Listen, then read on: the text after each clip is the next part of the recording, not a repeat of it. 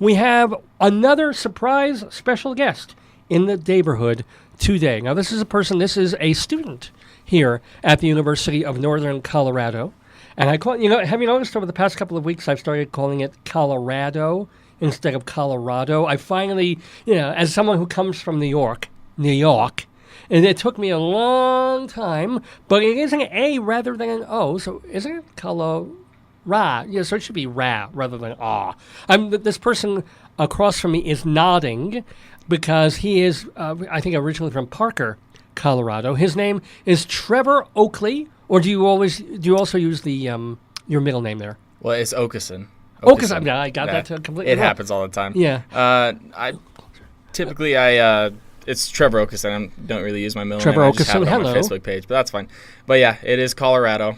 Uh-huh. I get people on that all the time. Colorado, yeah. I really grew up in Las Vegas, and so everyone's saying Colorado, and all that stuff. But it's Colorado. What was living in Las Vegas like when you were a kid? It got to be boring when you were a kid, isn't it? Well, yeah, when I was 12, I moved out there, and when we were looking at houses, we went, me and my family went to the Strip, and we went to M&M World, Coca-Cola World, more the PG-13 Wait, there's an places. M&M World? Absolutely. When did that come? I never went to M&M World. It's been there as long as I remember. Well, I mean, I've only been to Vegas once. But it's like 3 stories, all the merch, all the candy, M&Ms that you could want. Then right next to it, there's Coca-Cola World, and then right across the street, they just opened up a Hershey World. So they got all the PG-13 places. See, now, I would go back to Vegas for this. Oh, yeah. And back when I was 12, there wasn't a lot of things to do for, kids. You had the Adventure Dome, but now it's like the second highest place that you're likely to get stabbed now in Vegas. What? Yeah, it's that's an adventure. It's that's for sure. It's just a little adventure park. It's got roller coasters, all this stuff, but it's gotten a little shady in the recent years. But now, I mean, they've opened up T-Mobile Stadium. There's a little nice courtyard by the stadium. Wait a minute, T-Mobile for what team? Hockey, Las Vegas Golden Knights, inaugural season this year. Wait a minute, okay. Of all the sports that you would put into a place that's 110 degrees in the middle of February, they don't think, baseball, maybe enough sunscreen, you can do baseball, a domed football stadium. No. Hockey. Yeah. I was confused at first. It became a big movement. I'll tell you what, this year, watching the games, going to some of the games, those are some hardcore fans. And it's only the first year. Yeah. Because they don't have a major sports team there. Yeah, but by the third period, the players are actually drowning. You just see their fingers. It does get a little interesting after a while, that's for sure. Do they have curling there? Because if they have a hockey rink, maybe they'll have curling. It could become a thing. I do love my curling. Have you been watching the Olympics? Off and on. Nah, this is the first year where I haven't really been actively following it. Cool. Well, you're a sports guy. Did you play football or something? Yeah, I played I just played a year. My last year of high school was high school football. Yeah. Mm-hmm. Did you get a concussion, or are you okay? No, I'm all right. Good. I have had a concussion, but it's unrelated to football. How'd you get a concussion? Oh man, I was a kid, and I was waiting at the bus stop, and I was a dumb kid, and I decided to play on the ice, and I slipped, smacked my head on the ice, walked back up the hill to my mom. She looked at me, said, "You're fine." I went to school, and I walked in the door, and the principal said, "Will you come here a sec?" And my mom describes it as the Looney Tune bumps. In Looney Tunes, they smack the head, and it just, and they sent me home, went to the doctor. He's like, "Yeah, you have a concussion." Wow. Yeah. So you'll die young, but probably. But you have to make your. But that's the thing. He's so busy, and so involved in so many things because you work a part-time job for like 20 hours a week. We don't have to say where, but and you're taking not 1, not 2, not 4, but 5 courses here at UNC. Mm-hmm. Plus, you're playing instruments, so you got to practice. Yep. Are any of your courses musical? Are you in? Well, I'm taking a history of rock and roll class. How is that? It's a lot of fun. I really like it, especially since I'm a music guy. I love all types of music, and I just appreciate the stories and the messages and the music. It's great. He'll sit, tell us about the Beatles for a little bit. We'll listen to some Beatles or some Little Richard and some, all this stuff. So, and it's great. In person. It's not an online class. It's in Missioner Library, the auditorium that they have there. And so he'll lecture a little bit, and then when he sees people getting antsy, he's like, now let's listen to some rock and roll. Yes. That's awesome. Mm-hmm. So do you write paper? I mean, what's the homework? We have assignments due every week where we read some documents. We had, some about, this week we're doing the Beatles lyrics, analyzing some of the Beatles lyrics, kind of getting into the meaning and digging into some of their later stuff before. She loves you, yeah. Yeah. Yeah. Yeah. She's so heavy. I want you. Well, of course you want her because she's so heavy. You want a fat girl. Mm-hmm. No, there's meaning. There's depth. Yeah. I'm doing the old Steve Allen thing here. I realize, but yeah. Well, no, I think it's one of my favorite classes this semester. Well, sure, of course, Absolutely. history of rock and roll. It has to be, but yeah. I mean, I've wanted to take some. The only unfortunate thing is I've wanted to take some, piano courses, and because I've only really just gotten into it the past couple of years, and but you have to be a music major in minor to take any sort of those music classes. Are you up to it? Are you good enough on piano to? I feel like I could. I mean, there's some classes where they're starting you out, basics. Yeah. Which I feel like I would do well enough. I've been doing it for about a year now. Well, you just started taking piano lessons a year ago? Well, I'm not taking any piano lessons. I'm I'm really just teaching myself, doing some online tutorials, and kind of applying my music theory knowledge to just kind of learning myself. That's how I took one guitar class when I was my junior year of high school, and that really just kind of kicked it off. I mean, I played saxophone and percussion when I was like way back in 5th grade when it was, you were still just doing band. And then, I really just did singing from there on. Oh, and, my God, yeah. Then I picked up a guitar, and I was like, this is fun. And then I bought an electric, and I played that for a while. And then I picked up a ukulele. I was like, this is a lot of fun. Ukulele! Oh, I would have asked you to bring. You should have brought your ukulele. Should have. Oh, you didn't, though. You did not bring your uke. I did not. Damn it. Yeah, it's my apartment. So, but are you a music major? No. You're a what then? I'm a communications studies and then a history minor. Wow. Mm-hmm. So how do you have any... See, one of the reasons that Trevor is here is he's asking questions and sussing about of this radio station, UNC Student Radio, of perhaps getting involved and taking the time to really help get our board back in shape and then beg the folks in the council and the clubs to say, hey, we're a university of 13,000 students, there, give or take.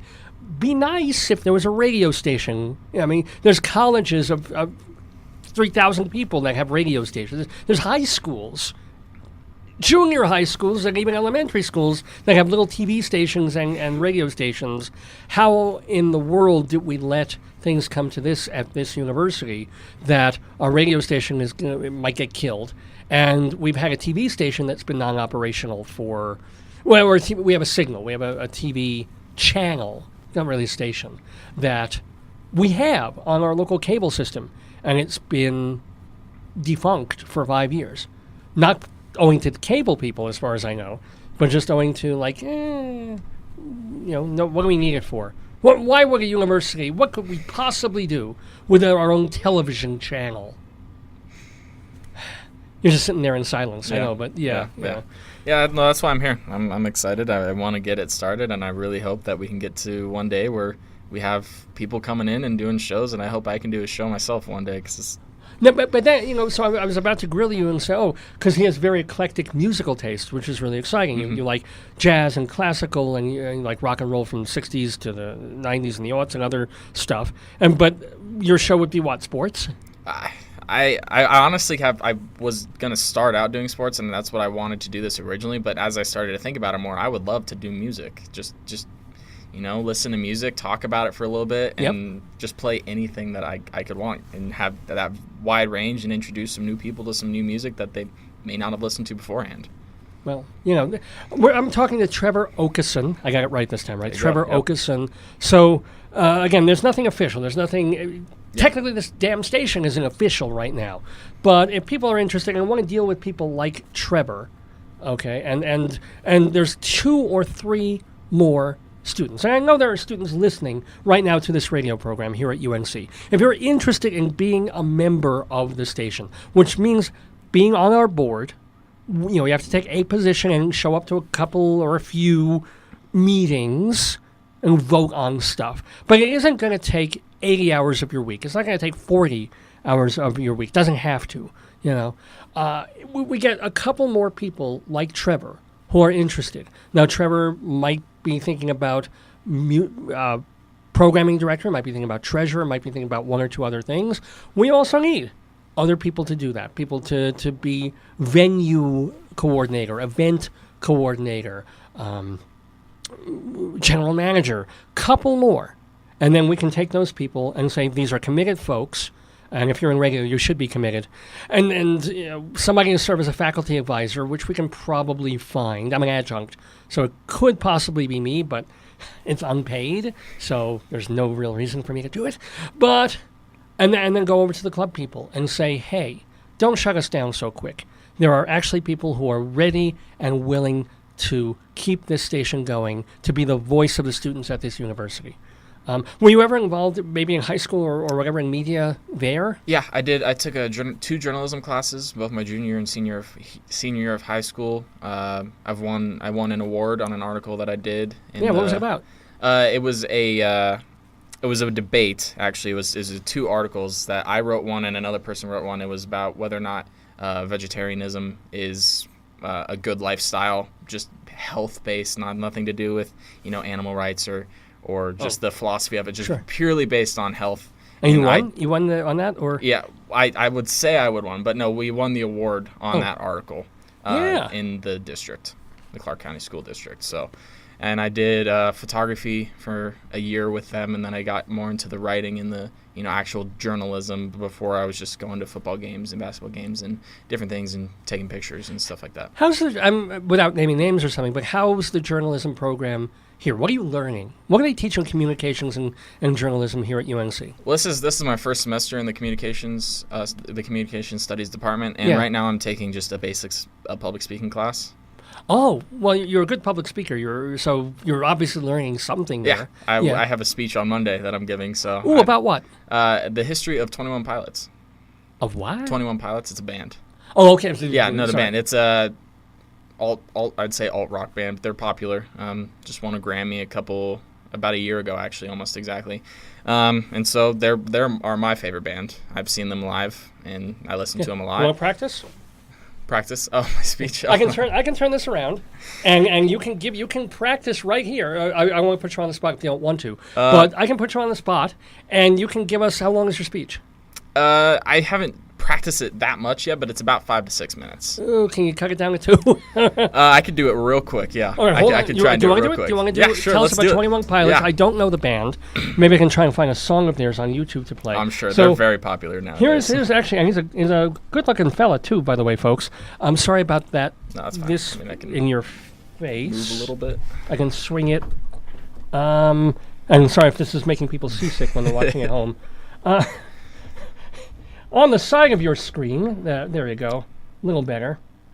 Well, that's Trevor Okeson, ladies and gentlemen. He is a sophomore at UNC, and he is in communications. He's going to be giving this speech, part of it, a longer version of this speech about 21 Pilots. Go, Trevor! All right, so 21 Pilots was created in Columbus, Ohio in 2009. The members are Tyler Joseph, Nick Thomas, and Chris Salee. In about 2009, December 29th, 2009, they released their debut album called 21 Pilots, just self-titled album, and it focused a lot on Tyler Joseph's struggles, his depression, his anxiety, and his faith.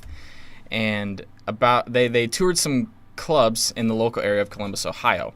And then about 2011, after they had done some clubs, Chris Salee decided that he was going to leave the band, that he didn't think the band was going anywhere, and he had other priorities. He brought in another drummer, Josh Dunn.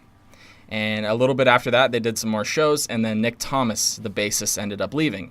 So now it was just Tyler Joseph, the singer-songwriter, keyboardist, pianist, and stuff like that, and Josh Dunn of percussion.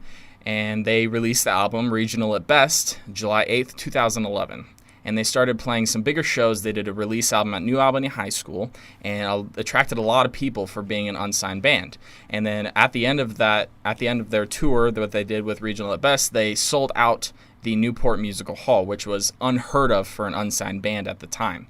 And they signed a record deal with Fueled at Ramen, which also supports Paramore and Panic at the Disco, other bands. And then that year, they released an album called Vessel in 2013 that had 6 alternate songs that they had on their last album. They remade them and put them out, and that was what got them on the map. They landed 21 on the Billboard's top 200 albums, and their song "Holding On to You," I believe, landed on 71 on the Billboard's top 200 for alt rock. And then they toured some shows. They ended up going to Australia and Korea and touring out there. And then in 2014, a Twitter account popped up called Blurryface, and it was confirmed to be a secret Twitter account created by Tyler Joseph, and they were dropping hints at a new album that they were coming out. And in 2015, they dropped the album Blurryface. And this album took off. If you've heard the songs Stressed Out, Ride, those are all 21 Pilots. And Stressed Out hit number 1 on the Billboard Rock Top 100, and the album hit number 2 on albums, and they've won multiple Billboard awards, and then just last year they won a Grammy for the best rock pop duo. Cool. That's Trevor Okeson, obviously an expert in 21 Pilots. What is, so I can get this ready to end the segment, but what is your favorite 21 Pilots song, and why? It would probably be Ode to Sleep. And that was on their album Vessel. It was originally on Regional at Best, but they remade it for Vessel, and it's a great song. It changes a lot of tempos. The tempo changes, the music changes. It's real interesting, and it has a little bit of rap in it, which I like. And then the chorus and the message is just great. It talks about how a lot of their songs have a lot of Christian undertones, and he feels doubt and he feels depression because he doesn't want to acknowledge the fact that he is talking about God because he believes that a lot of people will be turned off by it. But it's what he deals with in his mind, and it's what causes him. It's what his drive is.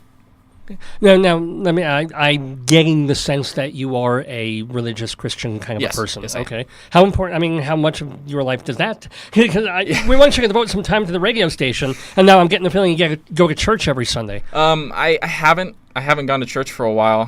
When I was in Las Vegas, I had a church group that I went to every Sunday, and I was a student leader there for their youth group, and I was actually thinking about becoming a pastor for a little while, and that ended up falling through. But I haven't found a church out here that I can really connect to yet. Well, there's a synagogue just about half a. You can try it, got a Mormon place too, and yeah. It's a big part of my life and what drives me and what makes me want to be a good person to people, and I feel like it makes me who I am. Yeah. So let me ask you: Do you, when you think in terms of Parkland, Florida, do you pray for the victims, or do you try and do gun control, or both? Well, I definitely do believe in prayer, and I believe that a little bit of God in this country can't hurt us, but I am also on the side of action. And while I wouldn't actually advocate for more gun control, I think that you can look in different areas to make these things less likely to happen. Like how? I would say different areas. Think about this. Yeah. It's live radio. I go there. Yeah. Yeah. It is. I would say probably armed guards. There were cops at my high school. They had firearms. Well, they were there because you were there. Yeah. As soon as you graduated, they left. But no, I believe armed guards, metal detectors. I think you can up the security at a lot of these schools, and I do think it is a lot of a culture problem. I believe that a lot of kids aren't shown discipline, and they aren't shown consequences for their actions. And there was a story I read that the Columbine shooters, their parents never entered their room. The one of the kids, the mom never entered his room, and when the cops came to search the premises, they opened the door, and everything that they had planned out was just laying out in the open. And I believe that it is a lot of fault does fall on these parents. Okay. And I will say that with this specific situation, the system did fail. Absolutely, 100%. The system did. Yeah. The system did absolutely fail. There were multiple reports that should have popped up the red flags in the current system that we do have that says this person should not own a firearm. But here's the deal. If I go on YouTube and click on almost anything, or on any website, be it Fox News, MSNBC, Breitbart, doesn't matter, and I start reading the comments, I would send cops to the houses of like half the people who are commenting. Yeah. You can't do that. Yeah. I mean, it's just people get mad. They post weird stuff. Absolutely. But there's going to be people like that for anything, I believe. Yeah. There's always going to be weird people. Well, yeah, you're looking at one. Absolutely. And there's always going to be people who act on emotion. That's a lot of what people do, and that's a lot of what you see after these things happen is people do call for this gun control. And I'm not saying that the conversation should not happen, because a lot of people are saying, let's wait, the victims aren't, the bodies aren't even cold yet. A lot of people do say that, and I do think that there is a conversation to be had. But what is happening is you have a lot of people who are in an emotional state, understandably, that are pushing for this without any evidence or any actual policies to push. They said, we just need to stop this. And that's all that is said. We can stop selling bump stocks. We can stop selling semi-automatic or certainly automatic weapons, as opposed to a hunting rifle, as opposed to a pistol that can get off 5 shots if you're afraid of something, versus something where you can kill 17 people in 3 minutes. Sure. And there are a lot of things that I do. I own an AR-15. I do. Oh, you own an Yes. AR-15 Yes, rifle? How old are you? I'm 18. Or 19, sorry. So you cannot drink. Yeah, I mean, maybe you did, but you're not allowed to drink until you're 21, right? You cannot rent a car. Yeah. But you have something that can get off how many shots? 10, 20?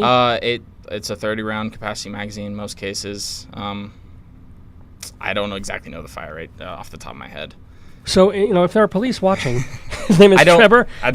It's not currently in my possession, but it is under my name at my parents' house in Las Vegas. So on your 18th birthday, you bought this gun? Well, it was my dad's beforehand, and it was more of a hand-me-down sort of thing. Okay. Oh, and we do defensive firearm courses all the time. There's a place in Nevada called Front Sight where they teach you how to be safe with the weapon, and they teach you defensive firearm situations if you're ever in the case of an active shooter and you are carrying in these situations. And so it's very safe and very respectful, and it's very educational about how to act in those situations. But where on earth would you be carrying? And let's say you're taking classes, you're going to a concert, you're going somewhere, and you want to protect yourself, and God forbid there's a crazy person with a weapon worse than you, but you're not going to be carrying an AR-15 around. Absolutely not. But and that's why AR-15s you can buy at 18, and then you can't buy handguns until you're 21, because handguns are concealable, and therefore technically, if you look at the numbers, more shootings are caused by firearm. Not to give you any ideas, but you could carry a guitar case. You could. You're very good people. You can be creative, but in most circumstances, you will know if someone is carrying an AR-15. And you don't typically see people carrying AR-15s. Well, yeah, I mean, it would be quite noticeable. Yeah. Why do you feel the need? I mean, I know it was a hand-me-down, but why would you feel the need to have a gun like that as opposed to a pistol for protection or a rifle for sport? I mean, a one-shot reload. Yeah. AR-15s are actually the most popular hunting firearms in America. They are. They are very good hunting firearms. The 223/556 are very good for killing an animal instantly, so they don't feel pain, for hunting. Okay. Why would another gun not be as good as that? Well, the style of an AR-15 is it's a very comfortable weapon to use. It's very user friendly. It is. Okay. That's good to know. Yeah. Well, it means idiots can use them. It means it's designed for people who aren't smart like us. Or you, anyway. Well, you still have to have some sort of semblance of how to run the weapon and the firing system and be efficient with it. And I've taken 2 courses on it, and I still wouldn't consider myself an expert. There are people who are, fantastic on how to hold it and what to do with it. And was it one of these where it has, not a tripod thing, where put it down on your arm and you got the scope like that, and you fire? I'm doing this on the Facebook computer here, but yeah. you have the stock and usually the toe. I mean, people there are techniques where you have the stock and it kind of it's a barrel, or not a barrel, but it's a tube, and then it has a butt pad. So I've got one of those. Yeah, ever since my hemorrhoids. Yeah. But it sits up against your shoulder, and then it goes in, and then you have the lower and then the receiver. The lower has the grip, the pistol grip with the trigger, and it has the mag well where you put the magazine in. And then you have the rail where you put the the scope or any optic that you want. Jesus. And you have your barrel where the what's it called now? I have no Nina the Pinta, the Santa Maria. I know nothing about guns, honestly. Not that, and I'm not anti-gun. No. If North Korea attacks us and they start wanting to quarter their soldiers. And, Koreans are very small, so they could fit like 50 people into an apartment. Sure. And then they can say, oh, we want to stay with you. And this may sound crazy, and I probably am crazy for thinking of this, but Probably, I do believe, and the Second Amendment is half of the Second Amendment is a well-regulated militia. And I do think that there is a possibility for some sort of tyranny to rise in the United States in the next 50 years. Next 50 years? We have it right now. No, I'm kidding. I do honestly think that a possibility of something like that could happen. And so 50 years I never, who knew in 1901 that Germany would become Nazi Germany. Yeah, who knew absolutely. that the Russia under the Tsars would suddenly become what Russia became? So unlike other people, I would go with you and say you never 100% know what can happen in a country in a matter of a decade. Sure. So that is why I really do think, Now, granted, if some North Koreans came to my door and said, we want to barrack our soldiers here, and if I had an AR-15, problem is by the time I open the door, they're pointing their AR-27s at me, or whatever, a higher level. And it doesn't really help me anyway. If I go reaching for my AR-15, my brains are going to be splattered all over the microwave. So yeah, and there are other ways that you could handle that situation, but people use the argument, even if the government were to become tyrannical or there were an outside sort of power, you wouldn't be able to do anything where you're just a person and stuff like that. But, you have multiple accounts across history where guerrilla warfare has won out. Our own country was built on it, on guerrilla warfare. Yeah. And we lost basically in Vietnam and Afghanistan, where we just had massive death tolls when we were the greatest military on earth. Absolutely true. So, I wouldn't say, in the case of private ownership, bump stocks, I will concede that ground. I don't think that you really need a bump stock. But even a 30-round magazine, you're okay, as opposed to like 5 rounds. Yeah, no. In a firefight, and they teach you this, the loudest sound on the battlefield is a click. And the click happens when you have no more bullets. Oh, well. So I do think that, and in that moment, you're probably going to be frantic. So you're not going to sit and aim and focus and land your shots. You're going to be all over the place. Right. And so I do believe that you do need that extra capacity. Yeah, but again, you're talking about a firefight. Most people, unlike you and to some extent me, don't necessarily believe that a demagogue tyranny police state is coming to America so quick. Sure. So for them, is there a reason that you can give to have that kind of capacity, or even what about banning automatic weapons as opposed to semi-automatic weapons? Where you at least have to pull a trigger. Automatic weapons have been banned since 1982. You can still get them, but they cannot be made post 1982. And it does take a lot of money and a lot of time. You mean like a guy who gambles a lot in Vegas can maybe get one? Well, those were illegally modified to become with bump stocks. Yeah. You can buy weapons and you can modify weapons and you can buy weapon modifications absolutely illegally. And so from my knowledge, that was what happened in Las Vegas. And I'm from Las Vegas. I know people that died. Right, wow. So, it hit home. Las Vegas is not as big as people think. It is. Oh, size, yeah. And the population. Like, everyone knows everyone. So I did know people that died there. And so it did strike home, but I still stand by my let's say beliefs. all those people at the concert had guns, some kind of gun. There were a lot of people, not everybody. Sure. What could they have done? Nothing. What would the guns have done for them? Unfortunately, nothing. Right. And so this was the one circumstance, a very unfortunate circumstance, where private gun ownership did not help. And I will concede that ground that this was just an unfortunate situation. So what about situation. then making sure that someone like that Vegas, I forget his name. Sure. Make sure that he can't buy, as you said, bump stocks or things that turn a regular gun into. Now, granted, he could have bought with his money 100 pistols. Yeah. And just kept boom, boom. My problem with this is what would you have? What would you do? What would you do? Well, again, he didn't need to have the weapon he was firing. As I'm saying, he could have killed 5, 10, maybe people by the time somebody got to him if he just had a regular Luger. I don't know guns, but some carry pistol thing, Yeah. couple of shots on it, and then he got to get another gun or reload. And as opposed to just bam, bam, bam, bam, bam, bam, bam. You know, how many did he wound? He wounded 450 people. It was crazy, and that's why with this situation, I don't think that there is a piece of gun control short of an outright gun ban across the United States that could have stopped this.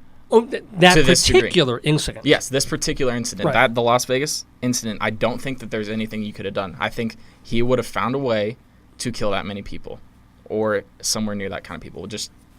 That's if he couldn't get his hands on the weapon that he had his hands on, or the bump stocks that he added to it. I think if he really wants to, if you really want to, you can illegally get a firearm. It is possible. Yeah. And I mean, that's fine. If I wanted heroin, I could get it tomorrow, I guess. If you have the motivation, you can illegally purchase a firearm, and do damage with it.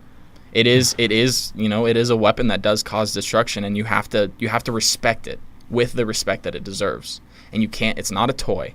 And from a young age, my dad, never taught me, don't put your finger on the trigger until you're ready to fire, until you have your sight, and it's not a person, obviously. Good. I didn't shoot anyone. You have a when I was good 12. dad. But here's my last question for you. Sure. And I know I put you on the spot with a bunch of things because it's live radio. That's what I do. I did see your song yesterday on Facebook, and I'm like, this is probably going to come up.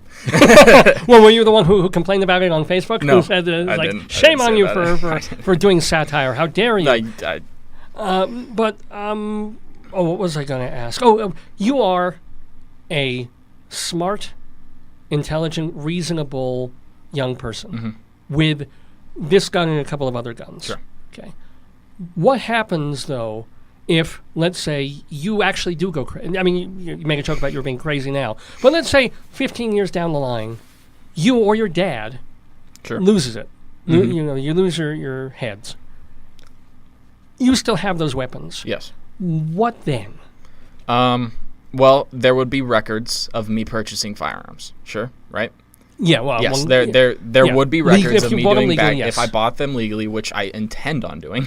Right. Yeah. Well, you're gonna buy. Wait. Are you gonna buy more guns? Isn't your AR-15 and your carry pistol? Well, you can't have a carry pistol yet. Not yet. But you have a couple of others. You have a rifle, a shotgun. Me and my dad are currently building a Colt 1911, which is a handgun.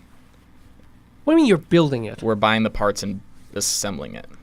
Okay. Which is legal. You can do that. Okay. It is legal. You can buy the parts and modification that you want and assemble it. And ever since I was a kid, the Colt 1911 has been just my favorite gun aesthetically. And the other thing is, if you ever do anything, this video will be totally incriminating. Yeah. I will send this to the police department just having their files. You can trust me because I'm giving a lot out here. But again, now you are a trustworthy person. Mm-hmm. What if you lose your shit? Well, I would say that hopefully there would be signs that and obviously you can't know the specifics of the circumstance, but there would be records of me purchasing firearms, and maybe there would be records of me getting a lot of speeding tickets, or me beating my wife, or me beating my children, wife, actually, or me going to the bar and getting drunk and publicly urinating. Just a lot of signs where that there's not animals, something right with me, and I should not be in possession of these firearms. And I hope that we have a system. Well, we do have a system where those should be red flags. So it's almost like the old "if you see something, say something" on 9/11. Yes.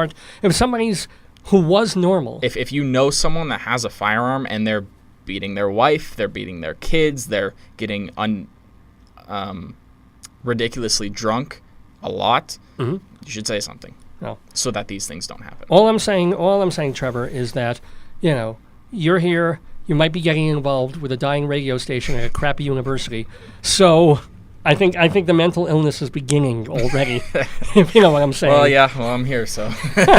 Well, I absolutely welcome. First of all, even though we're not that far apart on the issues, really. Mm-hmm. I'm more left. I'm certainly more left than you in a lot of ways, but I'm more left on the gun issue, but not as left as other people. Sure. And I agree with you on certain things, and you're certainly very well-spoken and reasonable in the things that you're saying, and knowledgeable. Yeah. I mean, I can say all my these research. anti-gun things, and then I ask you about guns, and you know how to put them together. What parts of a gun are there? What are the laws? You know that stuff in a way that a lot of the people who are against these things are more knee-jerk, like, no, I just don't like guns. I do think that a lot of the conversation that is being had between gun owners and the people who just don't know a lot about guns. It is a lot, because if you buy a gun, if you have bought a gun, and I follow a YouTuber who says, buy someone a gun. They have to do the paperwork, and they'll see that you can't just walk in anywhere and buy a gun. Wait. I can't walk into Walmart and buy a shotgun? You have to do the paperwork, and you have to get background checks. Even for a shotgun? I'm not talking about any firearm, carry. Any firearm that you can buy. Obviously, you can buy BB guns, airsoft guns, pellet guns, all that stuff. You don't need a background check. But for a weapon that fires anything short of or anything more than a .22 caliber LR. More than a .22? Yes. Well, so a .22 is already 22 is paperwork. literally this long. Yeah. And I That's what I have said. a friend that has that the bullet ricocheted off a piece of metal, hit him in the knee. It doesn't do that much damage. So Good. anything, where was he aiming that he shot himself in the knee again, by there accident? are a lot of stupid people who should not have guns. Trust me. This is a friend of yours. Yes. Yes. Who has a gun? Did you report? Well, he doesn't have it. He doesn't have it. It was with his family in Wisconsin, and they were firing at something. And since the bullet, you should not be firing at metal if you are firing anything less than a .45 caliber. Okay, so you should not be firing at metal if you have anything less than that. 223, 556, 308. Those will punch through it. Okay, or at least crumple up and die. Yeah. But anything short of a .45 caliber, if you fire at metal, it will ricochet. So that was stupid on their part. But it must have lost a lot of velocity by the time it got him in the knee. Absolutely. It only grazed his knee, and he just bled a little bit. So it didn't do any lasting damage. Good.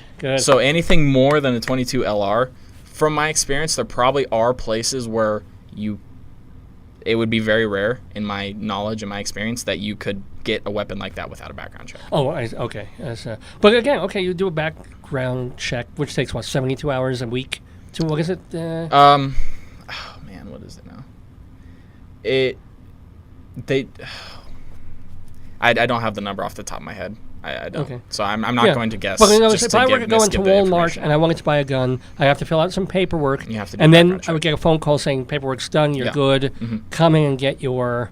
Yep. Could I buy an AR-15 at Walmart? I don't think they have AR-15s at Walmart. Okay. Or what's the other one? The tech something? I know they have. I think I've seen them at Big Five Sporting Goods. Really? Which is interesting. I do believe that guns business should be done in the hands of people who own. Oh, that's gun right. stores. What about these gun shows where people can get? Do you have the same paperwork? From my experience, absolutely. Oh, okay, I've seen multiple videos, and I've seen multiple podcasts, and I've just seen multiple articles. Absolutely, 100% debunking the gun show, quote unquote, gun show loophole. I've had my dad. I went to the Tanner Gun Show here in Colorado a couple years ago. My dad bought a firearm for my mom, a concealed carry firearm for my mom, and we absolutely did fill out the paperwork. I am so not messing with your family, I'll tell you that. No, do not go to my house. It is not good there. Yeah. That's also my friends always say, if there's a zombie apocalypse, we're going to Trevor's house. See, I have a pair of nunchucks. That's sure. about all I've got. You know what? You're safe. Anyway, Trevor Okeson, it is a pleasure to meet you. It's a pleasure to have you in the neighborhood, and perhaps we've got some stuff to think about. Perhaps a pleasure to have you as part of UNC Radio going forward. We'll see what happens. But, best wishes to you. Best wishes to your well-armed militia. Do you have the basement with the canned food that'll last 25 years? No, don't the have masks? That. Don't have that. No? Are you working towards it? No. I do think that you should be prepared in the event of a disaster, because you never know when something like an earthquake or a tornado can happen, or even a blizzard. So it is not a bad idea to have some sort of rations. It's always I have a blow-up hooker doll, just in case. Always. Yeah. Anyway, Trevor, a pleasure to meet you. Thank you. And we are actually, let's play this. So here's a little song in your honor, and we welcome you as a new friend of the neighborhood.